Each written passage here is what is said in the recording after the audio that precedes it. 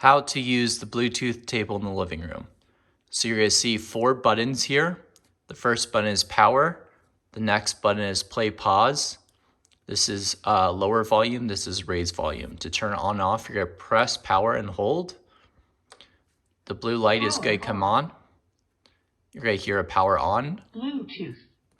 Waiting for connection. Now it's going to search for connection. What you're going to do is you're going to grab your phone and you're going to go to your Bluetooth settings.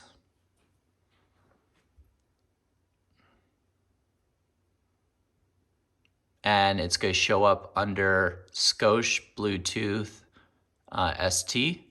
You're going to click that. Bluetooth is connected. Now it's a solid blue light. You can hear the confirmation saying it's connected. Now you're ready to go and stream from your phone. To turn it off, you just hit the power button again, hold it for a moment. Power off. And then the power is off. You can remove it from your phone, or if someone else wants to pair, if you just turn your Bluetooth off, you'll be able to connect to it as long as it's not paired with another device.